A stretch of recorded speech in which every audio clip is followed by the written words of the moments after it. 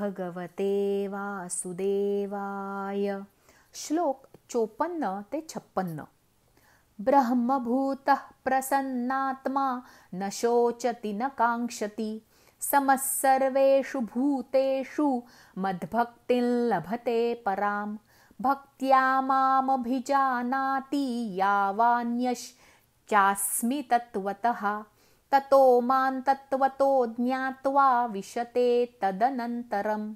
सर्वकर्माण्यपि सदा कुर्वाणो मद्व्यपाश्रयः मत्प्रसादादवाप्नोति शाश्वतं पदमव्ययम्.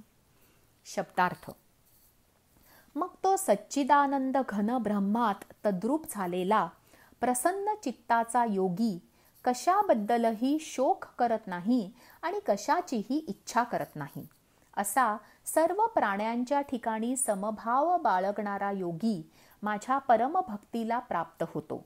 त्या पराभक्तीच्या योगाने तो मज परमात्म्याला मी जो आणि जसा आहे अगदी बरोबर तसाच तत्वतः जाणतो. तसेच त्या भक्तीने मला तत्वतः जाणून त्याच विषयी माझ्यात प्रविष्ट होतो. माझ्या आश्रयाने राहणारा कर्मयोगी सर्व कर्मे नेहमी करीत असला तरी माझ्या कृपेने सनातन अविनाशी परमपदाला प्राप्त होतो. भावार्थ. परा आणि अपरा अशा 2 शक्ती असतात. गीतेमध्ये पृथ्वी, जल, अग्नी, वायू, आकाश, मन, बुद्धी आणि अहंकार या 8 गोष्टींना अपरा शक्ती म्हटले आहे. ऋग्वेद, यजुर्वेद, सामवेद, अथर्ववेद, कल्प, व्याकरण, निरुक्त, छंद आणि ज्योतिष यांना अपरा विद्या म्हणून गणले जाते. पराशक्ती म्हणजे जेव्हा ब्रह्म आणि साधक जीव एकरूप होतात. जीवाचे वेगळे अस्तित्वच उरत नाही. साधक पराशक्तीला प्राप्त झाला की सिद्ध होतो. पराशक्तीचे ज्ञान ज्ञानेंद्रियांच्या पलीकडचे आहे. ती पाहू शकत नाही, ऐकू शकत नाही, बोलू शकत नाही, त्याला स्पर्शही करू शकत नाही. परा हा वाणीचाही एक प्रकार आहे. आतला आवाज ऐकायचा. पराशक्तीलाच सप्तशतीत वैष्णवी, नारायणी, शिवा, शांभवी, सौरीप्रदा, सौर्यप्रभा, गणेशी आदी शक्ती म्हणून संबोधले आहे. ज्ञानी हिला स्वसंविवी म्हणतात. शैव शक्ती म्हणतात. गीतेत हिला पराभक्ती म्हटले आहे. शरीर अपराशक्तीने बनले आहे आणि जीवात्मा पराशक्तीचे स्थान आहे. जेव्हा माणूस स्वतःच्या मूळ स्वरूपाला जाणतो तेव्हा तो त्याच्यातील पराशक्तीला ओळखतो. मी कोण हे कळले की साऱ्या चिंता मिटतात आणि न संपणाऱ्या आनंदाची प्राप्ती होते. श्लोक 57 आणि 58. चेतसा सर्व कर्माणि मयि संन्यस्य मत्परः बुद्धियोगमुपाश्रित्य मच्चित्तः सततं भव. मच्चित्तः सर्वदुर्गाणि मत्प्रसादात् तरिष्यसि अथ चेत्त्वमहंकारं न श्रोष्यसि विनक्ष्यसि. शब्दार्थ. सर्व कर्मे मनाने माझ्या ठिकाणी अर्पण करून तसेच समबुद्धीला योगाचा अवलंब करून मतपरायण आणि निरंतर माझ्या ठिकाणी चित्त असलेला हो.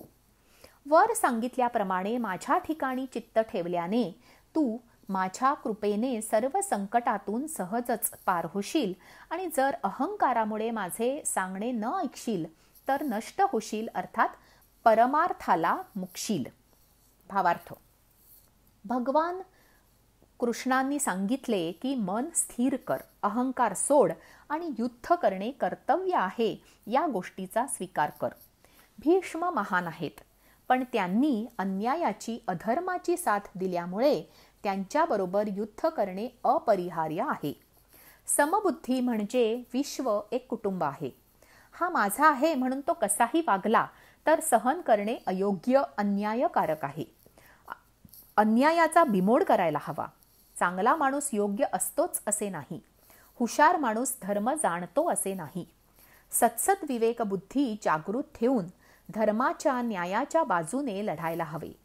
जो अधर्माने, लबाडीने वागत असतो त्याला समजवायला हवे. त्याला त्याची चूक सांगायला हवी. अन्याय सहन करणे हेही चुकीचेच आहे.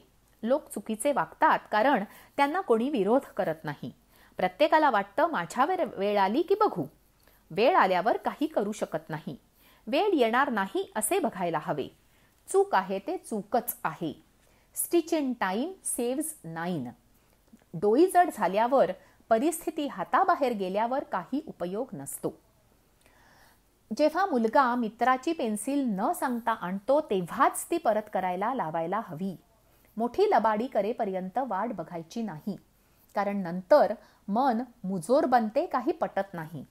मूल लहान असते तेव्हाच त्याची कामे त्याला करायला लावावीत.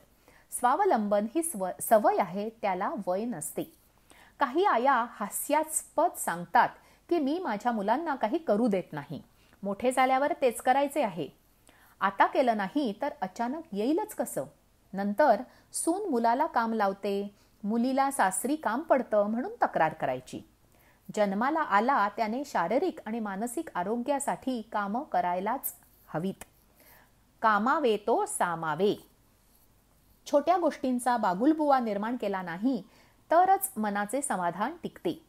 संकटही येत नाहीत असा माणूस नसतो.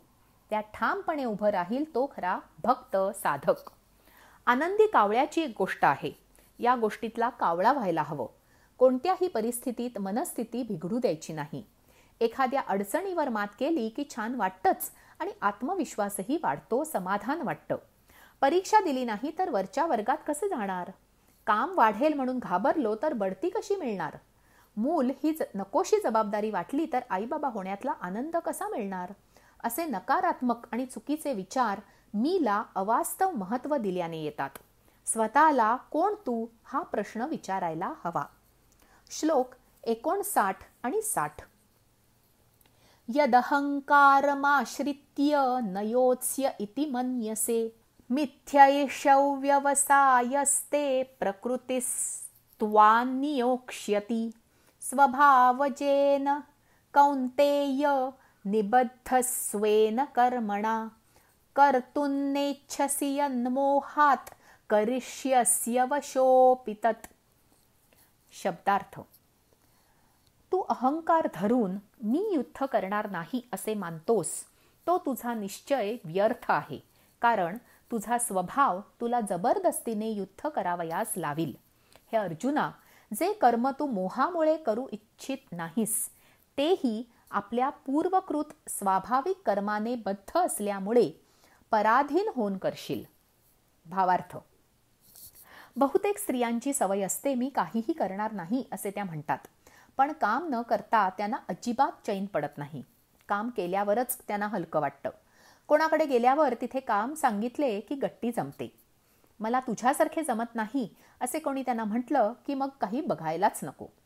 त्यांना काम मनापासून करायला आवडतं. पदार्थ करून खाऊ घालायला आवडतात. आपण केलेले पदार्थ सगळ्यांनी आवडीने खाल्ले की त्यांचा जीव सुपा एवढा होतो. कामाला हात लावू न देणाऱ्या घरी त्या आवडीने जाणार नाहीत आणि एकही काम न करणाऱ्या बाईला नावे ठेवतील. कोणाचं तरी माझ्यामुळे अडतंय, कोणाला तरी मी हवी आहे, हे स्त्रीला उमेद देणारे असते. हे स्त्री सुलभ गुण आहेत.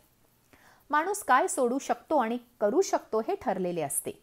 त्या विरुद्ध वर्तन केले तर त्रास होतो. एखादा माणूस बोलका असेल, त्याला गप्प बसवलं तर तो उदास होईल.